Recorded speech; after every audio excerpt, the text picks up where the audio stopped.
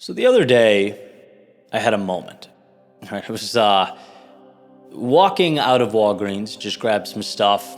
Was moving through the parking lot, and I paused for a brief second and just looked at my car.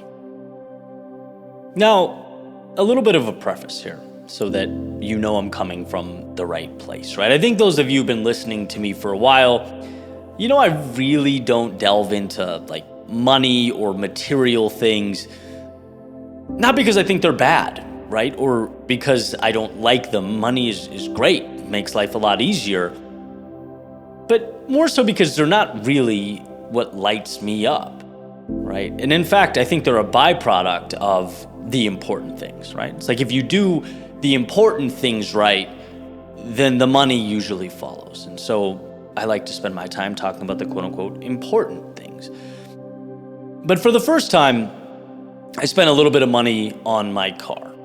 I'd been investing everything back into the business for about 10 years now. And the convo with myself went like this: Eddie, you're in your mid-30s.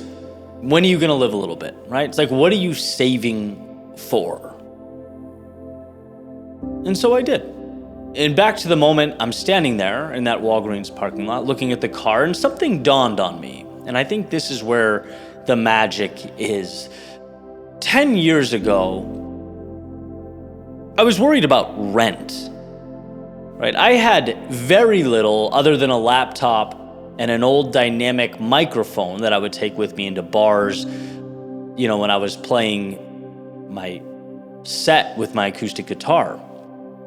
And it's like, think about what you flipped that mic into. Because that little mic was your starting point. And here's, where I think the value is. You can take that little mic and see it as a piece of equipment, an amplifier of your voice, something used to record, a tool, right? Or you can see it as a portal to the universe, as something that can transform your reality as you currently know it. That mic was flipped into a recorded speech. My recorded speeches were flipped into a YouTube channel and a brand. The YouTube channel evolved into speaking opportunities. The speaking opportunities evolved into creating a supporting staff, placing incredible people around me, right? Those people, that team has helped me create scale and reach hundreds of thousands of people every day, and on and on and on. And from that continued evolution, right, that continued leveling up, comes the car that I'm staring at in that parking lot, a reminder of where I started. I can draw a direct line from that cheap dynamic mic that you'd have to hit against the table to get to work, to turn on, to that moment in the parking lot. Growth is seeing value where you are and trading up. It's looking around you and seeing not what is, but what all that can become. See, I've used this metaphor before, but I think it applies perfectly here, right? Fantasy baseball. I'm gonna nerd out on you. Right? After college, my friends and I, played for a few years to keep in touch. And believe it or not, I learned a ton from it. And so in a nutshell, this is how you win. You see the value where you are. Value that hopefully your opponents do not see, right? You find that value, you highlight it, and ultimately you trade up. Every player is an opportunity. A little dynamic microphone. Right? The question is, can you turn each one into your dream car? Right? So, quick example, player on your team is wildly overperforming, right? This person hit 8 home runs in 2 weeks, but this guy isn't a home run guy. He has a 9-year track record of not really hitting home runs. So sure, there's a chance that he suddenly improved. Possible. But more than likely it's an outlier, right? So you seize the opportunity.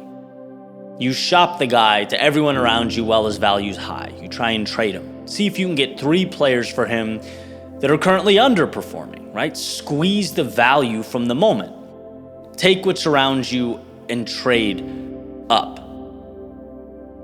And I won't go too far down the road on that example because I know how niche it is, but I want the concept to be clear. There's always an opportunity around you to identify value and transform it into the next stair of the staircase. It's always there. What you need is always around you.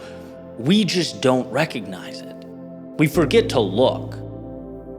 I heard Gary Vee say years ago, or posed the question years ago, what is the ROI of a basketball? Gary said, well, for me, it's not very much, right? I'm a pretty short guy. I'm not a basketball player. What's the ROI or the value of a basketball to LeBron James? Literally billions of dollars. Right? But what's the value or ROI of a piano to LeBron? Not much. Right? What is it to Alicia Keys? Again, a lot. Right? And so in our own world, it's looking around and identifying what those things are and attacking them, capitalizing on them, right? The mic, the basketball, or the piano. Maybe in your world, it's Microsoft Word, it's a paintbrush, it's the gym, right? Could be an infinite number of things. But can you see it as not just minor detail in the great play of your life, but as your ticket to a reality you dream of? Microsoft Word becomes where you tell your stories, which becomes your vehicle to connect with an audience, which becomes your incentive to write a book, which brings you to a speaking tour, on and on. Like, you get the idea. It's trading up from the little fragments of value that surround you. Because if you can recognize them and give them the respect they deserve, you'll see transformation happen. That little mic and the courage to pick it up drove me home from Walgreens that day. It's the reason I'll be speaking in multiple countries over the next few weeks. It's the reason I get to share stories and pour into others with the hope that they do the same in their world. Look around you. There is value. But the question remains the same, right? Are you willing to, 1, identify it, and 2, capitalize on it? Because a future you, walking out of Walgreens in a few years, will be grateful that you did.